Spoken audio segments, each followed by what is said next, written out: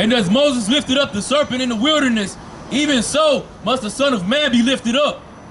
Moses lifted up the serpent in the earth, and when the Israelites looked at it, they were healed.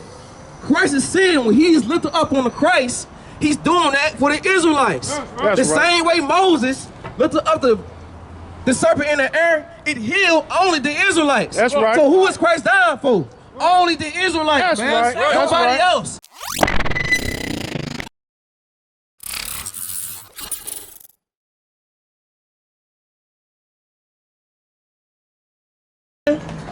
Read what you got. Start at John 3:1. Break this down. It's the book of John, chapter 3 and verse 1. There was a man of the Pharisees named Nicodemus, a ruler of the Jews. There was a brother, man, named Nicodemus, a ruler of the Jews. This brother was not white. This brother was a black man. All right? Read verse 2. Verse 2.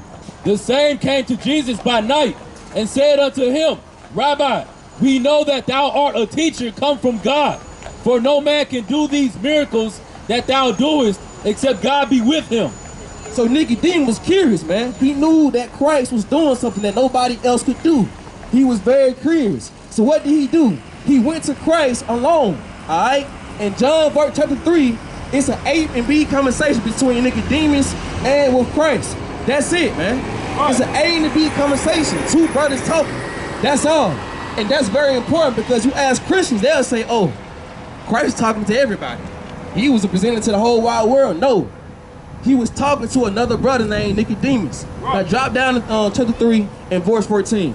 You got to actually read the Bible, man. You can't just open the book and just go through a scripture and have some understanding. If you want to do a doctor, if you want to be a doctor, you got to go to school, right? You got to go to school for 8 years, correct? Or can you go on YouTube and watch a video on how to do surgery and go do it? You can't do that.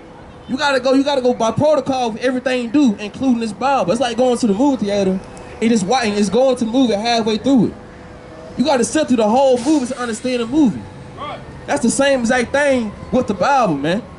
Read verse 14. It's the book of John, chapter 3 and verse 14. And as Moses lifted up the serpent in the wilderness, even so must the Son of Man be lifted up. Verse 15.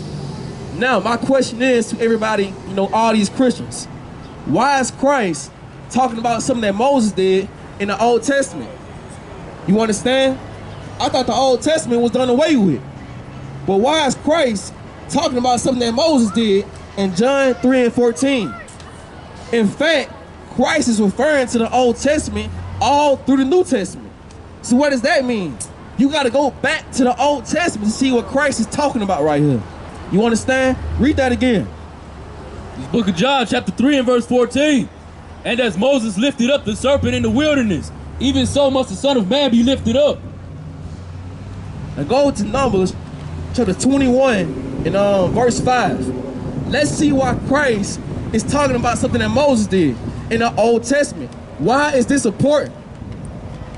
You understand? This is important because it's context. And we got to understand what Christ is talking about when he says this. Not just flipping to John 3:16. You understand? Read what you got.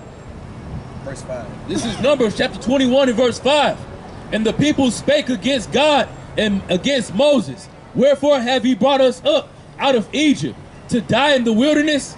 For there is no bread, neither is there any water, and our soul loatheth this light bread. Now, who did Moses lead out of Egypt? Did he lead white people out of Egypt? Jewish man, did he lead, agents out of Egypt? Who did Moses lead out of Egypt? The Israelites. That's right. So right here in Numbers 21 and 5, these are the Israelites complaining to the Most High. You got us out of Egypt, but we starving. We don't have the food. We don't have any water.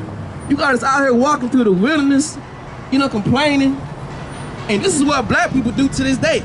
It's spends like we complain, man. Instead of doing what the Most High tells us to do, man. That's right. We doing it right here in the Old Testament. Read that again. This is the book of Numbers, chapter 21 and verse 5. And the people spake against God and against Moses. Wherefore have ye brought us up out of Egypt to die in the wilderness? For there is no bread, neither is there any water, and our soul loatheth this light bread. So right now, the Israelites have escaped captivity in Egypt under Pharaoh. And he would do this again. He's going to destroy America the same way he destroyed Egypt. The Egyptians were laughing. They didn't think the Most High would do it. And that's why the Most High raised Egypt so high and high, just to bring them down, man. He showed him his real power. And that's what he's going to do to America. That's right. Y'all so powerful now. Your head up high, enjoying the Saturday, walking around downtown. You know, you think you can control everything you do. The Most High is doing this on purpose. You know, just to show you how powerful he really is, man. Now read verse 6. Verse 6, and the Lord sent fiery serpents among the people, and they bit the people, and much people of Israel died. Who? And much people of Israel died. White man. And much people of Israel died. Much people of Israel died. These are the Israelites. Moses let the Israelites out of Egypt. Nobody else. Now go to verse 8. Verse 8, and the Lord said unto Moses, make thee a fiery serpent, and set it upon a pole, and it shall come to pass. Verse 7. Verse 7, therefore the people came to Moses and said, we have sinned, for we have spoken against the Lord, and against thee. Pray unto the Lord that he take away the serpents from us. And Moses prayed for the people. And Moses prayed for the people. So the Israelites were complaining, right? They were complaining. Why we don't have any food? We have food in Egypt. We had water in Egypt. We don't got food. Now we in the wilderness. Yeah, we was in captivity, but at least we have food to eat. So the Most High sent fiery serpents and bit all of them and killed most of them because they were complaining and wasn't grateful what the Most High did for them. Right. You want us to now read verse 8. Verse 8. And the Lord said unto Moses, make thee a fiery serpent, and set it upon a pole. And it shall come to pass that everyone that is bitten, when he looketh upon it, shall live. Now, go to John 3 and 14. Now we know why Christ said that in John 3 and 14. Right. The Israelites repented, told God, man, we have sinned for speaking against you. And the Most High told Moses to get a fiery serpent, made it out of brass, and when he put it up in the sky, every Israelite that looked at it was healed. That's right. Now, why is Christ saying this? Read John 3 and 14. Let's see why. It's the book of John, chapter 3 and verse 14. And as Moses lifted up the serpent in the wilderness, even so must the Son of Man be lifted up. Moses lifted up the serpent in the earth, and when the Israelites looked at it, they were healed. Christ is saying when he's lifted up on the Christ, he's doing that for the Israelites. That's same way Moses lifted up the serpent in the air, it healed only the Israelites. That's right. So who is Christ dying for? Only the Israelites, That's man. right. That's Nobody right. else. That's right. why he said this in John 3 and 14. That's right. That's why. Y'all don't know what the Bible is saying because y'all don't read it. You got to go from the Old Testament to the New Testament, back to the Old Testament. That's how you read this book because it's a history book, man. Right. You got to read like that. You got to go here, there, here, and there. You understand? Go to John 3 and 16. It's the book of John, chapter 3 and verse 16. For God so loved the world that he gave his only begotten Son, that whosoever believeth in him should not perish, but have everlasting life. All right, this our favorite scripture, man. You know what I'm saying? Everybody know this scripture. It don't matter if you Chinese, Asian, and Arab. Everybody in the whole world knows Right. John 3 and 16. And it's a reason behind it. You understand? If y'all don't got this scripture, y'all don't have Christianity. Right. You understand? All through the Bible, the Lord talking about Israelites. Right. This is the only scripture y'all know and can read, man. You don't know John 3 and 15, 14, 1, 2, or 3. But you know John 3, 16. And it's a meaning behind that, man. Give me Psalms 90 and verse 2. Let's right. break down what John 3:16 really means. That's right. I already showed you in John 3 and 14, he was only talking about the blacks, Hispanics, and Native Indians, the Israelites. You understand? That's the only reason he referred to something that Moses did back in Numbers. You understand? We're gonna actually study and read this Bible, and over here, we actually study and do our research over this Bible, man, because this is our book. Black man, Hispanic man, Native Indian man. Right. This is our book and nobody else's. You understand? Read what you got. This is the book of Psalms, chapter 90 and verse 2. Before the mountains were brought forth, or ever thou hast formed the world, thou hast formed the earth and the world, even from everlasting to everlasting, thou art God. The Lord created the earth and the world, man. Right. He separated the earth and the world. That's right. He didn't say everything together. He said the earth and the world. You got the earth, you got the ocean, you got the grass, you got the trees, then you got the world. Who is the world? The societies of people. Right. That's the world, man. That's right. There's more meanings of world. World don't mean everybody in the whole world. It don't mean every human being.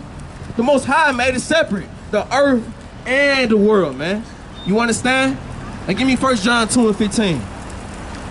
I'm gonna break down to y'all why, what John 3:16 really means, man. I'm gonna show you why, in the Bible, that Most High and Jesus Christ only loves and died for the Israelites, man, and nobody else. You understand? Read what you got. 1 John 2 and 15. This is the book of 1 John, chapter 2 and verse 15. Love not the world, neither the things that are in the world. Whoa, whoa, whoa, whoa, whoa, stop. Read that one more time, nice and slow. It's 1 John, chapter 2 and verse 15. Love not the world. Oh, love not the world. Right. For God so loved the world, right? Right?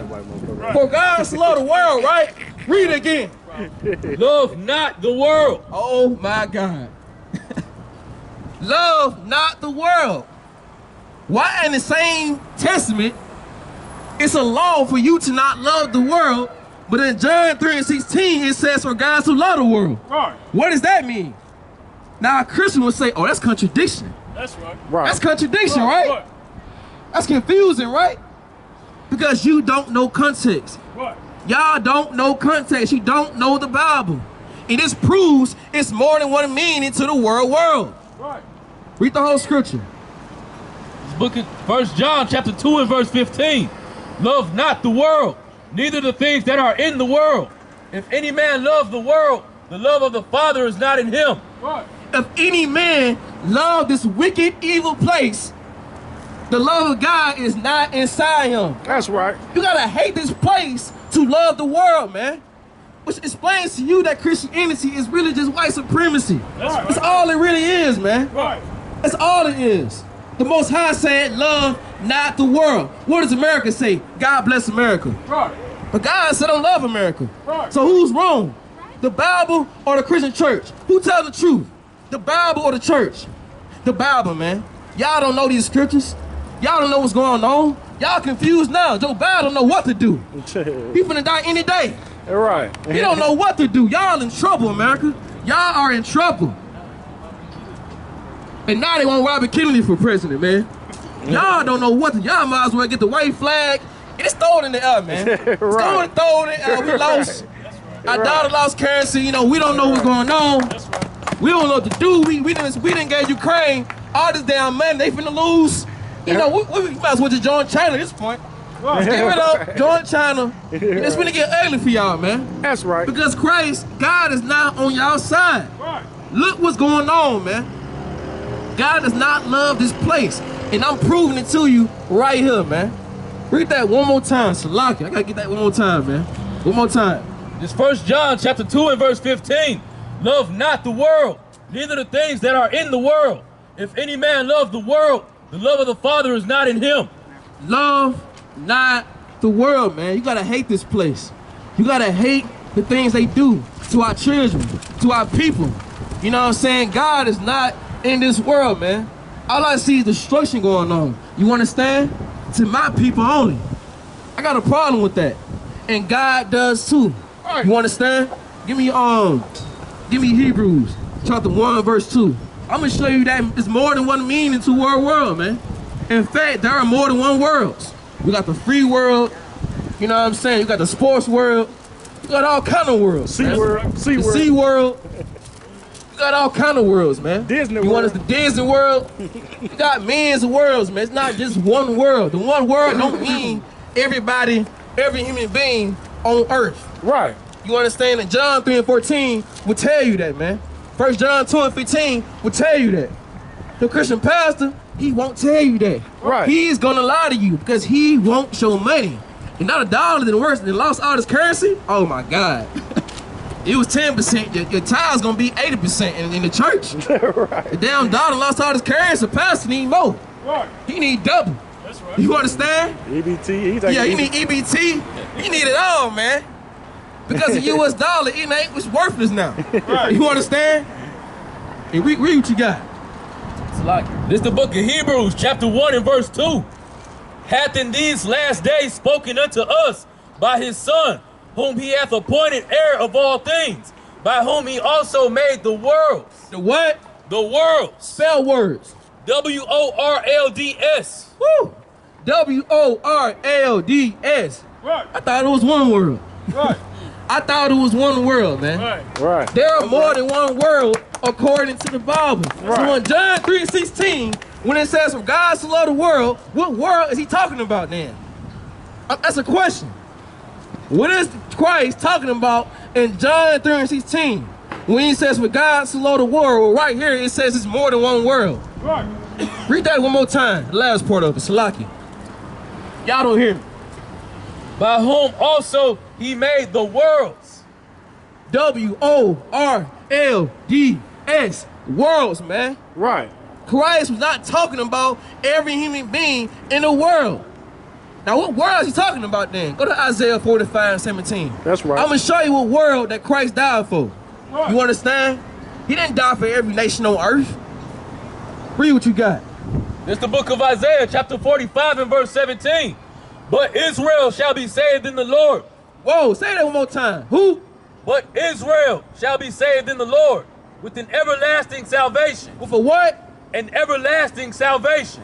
Israel shall be saved with an everlasting salvation. That's Not right. everybody. That's right. That's the truth. That's right. Y'all want truth, right? That's the truth. That Israel, black man, Hispanic man, Native Indian man, you have everlasting salvation, man. Right. If you're not on this list, the Lord ain't with you.